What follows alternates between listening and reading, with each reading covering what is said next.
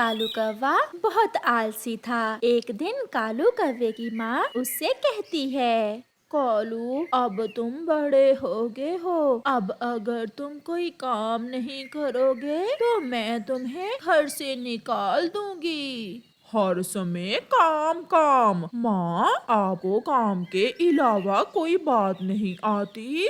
अगर काम नहीं करोगे तो हम खाएंगे कहाँ से? जो पैसे तुम्हारे पिता के जमा किए हुए थे वो सब अब खत्म हो गए हैं। ये सारी बातें सुनने के बाद कालू कौवा अपने घर से निकलता है।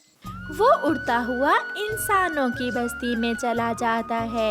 वहाँ इंसानों की बस्ती में मेला लगा हुआ था। कालू कौवा एक पेड़ पर बैठ जाता है।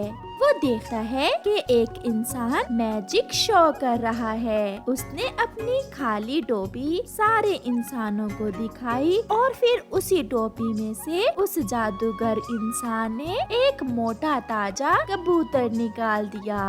तालियां बजती हैं और सब उसे इनाम देते हैं। ये काम तो बहुत आसान है, मैं भी कर सकता हूँ ऐसा। काम मिल गया, मुझे काम मिल गया। अब माँ मुझे घर से नहीं निकालेगी। ये कहते हुए कालू कौवा खुशी खुशी वापस जंगल जाता है और अपने एक पुराने मित्र कबूतर से कहता है, मित्र कबूतर, क्या तुम कोई काम धंधा करोगे? खुद तो कोई काम करते नहीं हो तुम, मुझे कहाँ से काम दोगे? मेरे पास एक आइडिया है जिससे हम दोनों को काम मिल जाएगा। फिर कालू कौवा कबूतर के रान में अपना आइडिया बताता है। मगर इस काम का मुझे क्या मिलेगा? जो कमाई होगी वो हम आपस में बांट लेंगे। कबूतर मान जाता है और फिर कालू कौवा बाजार जाता है। वहाँ से एक जादूगरों वाली टोपी लेता है और जंगल के भरे बाजार में चला जाता है। कबूतर, जल्दी से इस टोपी में छुप जाओ और खेल शुरू करते हैं। कबूतर टोपी में छुप जाता है और कालू कौवा आवाज देता है, पक्षियों पक्षियों, आपके जंगल में मैजिक शो होने जा रहा है। जिसने मैजिक शो देखना है जल्दी से आ जाए। कुछ ही देर में सब पक्षी वहाँ इकट्ठे हो जाते हैं। कौवे जादूगर, जल्दी शुरू करो मैजिक शो, हमें भोजन लेने भी जाना है। आज तो बहुत मजा आने वाला है। मैं तो पहली बार मैजिक शो देखूंगी। तो फिर आप सब देखो, ये मेरी टोपी में कुछ है। नहीं कौवे, इसमें कुछ भी नहीं है, ये तो खाली है। देखो देखो, अंतर जंतर देखो, कालू मंत्र छू। फिर कालू टोपी सीधी करता है तो उसमें से कबूतर उड़ते हुए बाहर आ जाता है। तालियां बजती हैं और सब पक्षी खुश होकर कालू कौवे को इनाम देते हैं। चिड़िया मीठा फल देती है, तोता दाना। ऐसे सब पक्षी कालू कौवे को कुछ न कुछ देते हैं और खुशी खुशी वहाँ से चले जाते हैं। लाओ भी कौवे, मेरा हिस्सा मुझे दो। लो, ये सूखा दाना तुम ले लो। क्यों जी क्यों, मैं तो मीठा फल ही लूंगा। जादूगर मैं हूँ, मीठा फल मैं लूंगा और तुम्हें तो ये दाना ही मिलेगा। लेता है तो लो। फिर कबूतर कौवे से दाना ही ले लेता है और गुस्से में वहाँ से चला जाता है। कालू भी खुशी खुशी घर जाता है। माँ माँ, मैंने कमा लिया, आज मैं आपके लिए भोजन लाया हूँ। ऐसे कालू कौवा बहुत खुश होता है और उसकी माँ भी खुश थी कि उसका बेटा अब कमाने लगा है। इस कौवे के बच्चे को तो मैं कल देखूंगा, मेरे साथ धोखा करता है। फिर दूसरे दिन कालू किसी और जगह जाकर अपना मैजिक शो शुरू करता है। कबूतर चल भी जल्दी से छुप जाओ टोपी में, और जब तक मैं टोपी सीधी ना करूं तुम टोपी में ही रहना, तुम्हें तो पड़ेगी मार। पक्षियों पक्षियों, मैजिक शो देखने वाले जमा हो जाएं। मैं जादूगर कालू कौवा मैजिक शो करने जा रहा हूँ। पक्षी जमा हो जाते हैं और फिर कालू कौवा चील से कहता है। चील दी देखें, मेरी टोपी खाली है, अब मैं इसे कबूतर निकालूंगा। अच्छा, फिर तो तुम बहुत बड़े जादूगर हो। मगर कबूतर जल्दी से टोपी से निकलकर बाहर आ जाता है। झूठ झूठ, ये तुम सबको उल्लू बना रहा है, इसने मुझे पहले से ही टोपी में बंद कर रखा है।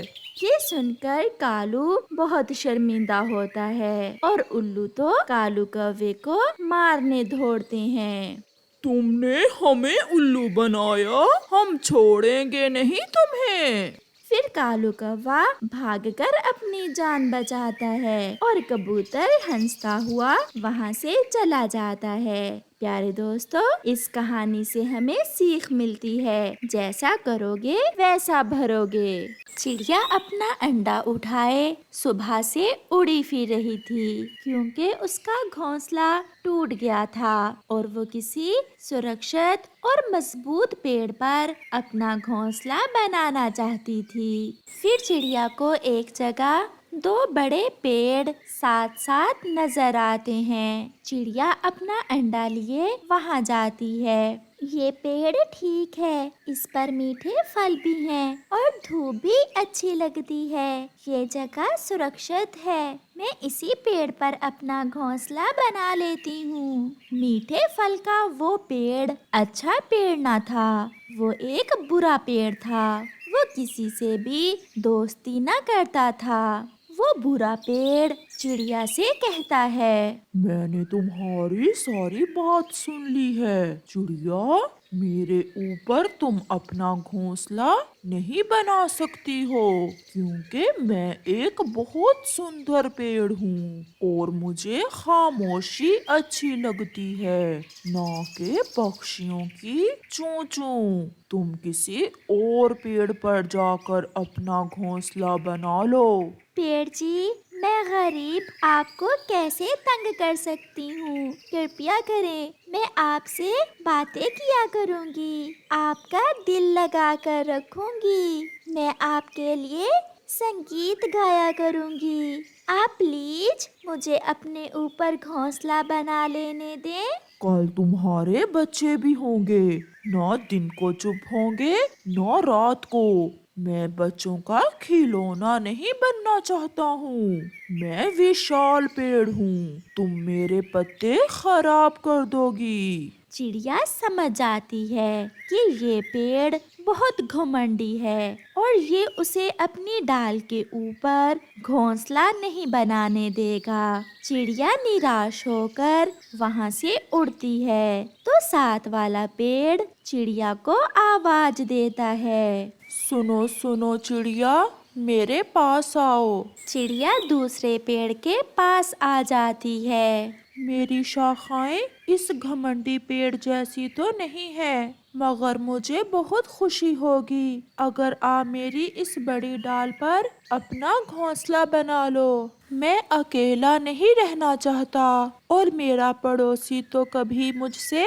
बात भी नहीं करता। एक ही जमीन, एक ही हवा, एक ही जंगल, फर्क केवल सोच का है। आपका पड़ोसी किसी का साथ नहीं चाहता और आपको तन्हाई से डर लगता है। पेड़ भैया, मैं आपका ये एहसान कभी नहीं भूलूंगी। मैं आज ही आपकी इस डाल पर अपना घोंसला बना लेती हूँ। मेरे इन पत्तों पर अपना अंडा रख दें, मैं आपके अंडे की रक्षा करूँगा। फिर चिड़िया अपना अंडा उस पेड़ के पत्तों पर रखकर अपने लिए घोंसला बनाने का काम शुरू करती है। कुछ सूखे पत्ते, सूखी घास और तिनके सब चिड़िया को आसानी से मिल जाता है। अब इस बदसूरत पेड़ से मैं तो बात करता नहीं हूँ, इसलिए ये चिड़िया से दोस्ती करना चाहता है।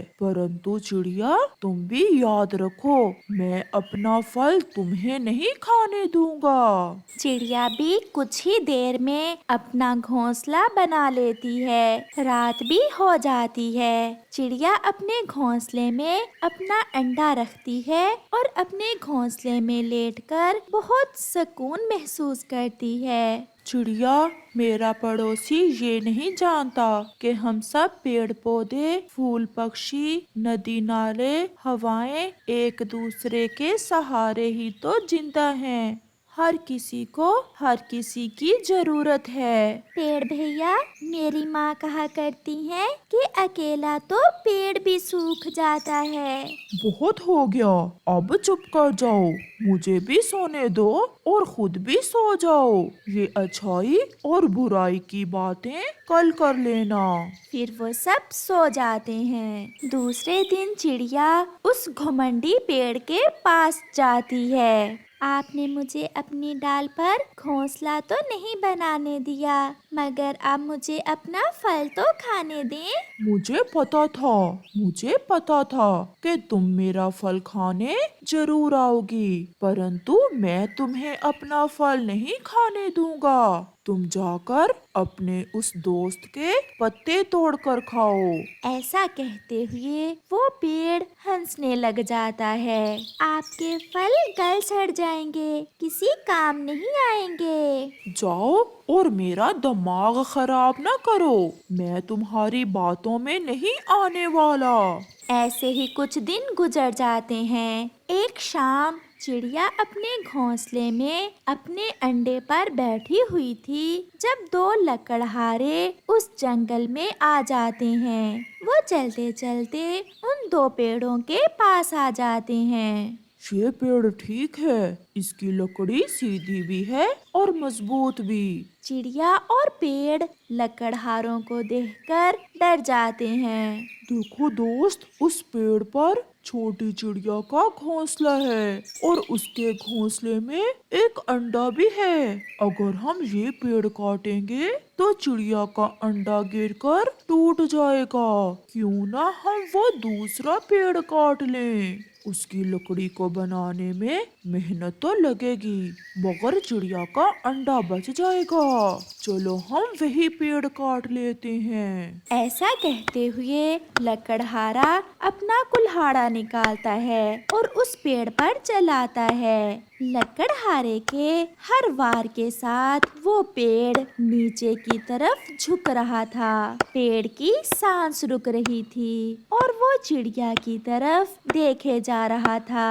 ऐसा लग रहा था कि जैसे वो पेड़ चिड़िया से कह रहा हो कि मेरे फल खा लो। प्यारे दोस्तों, इस कहानी से हमें सीख मिलती है कि गरूर का सर हमेशा नीचा होता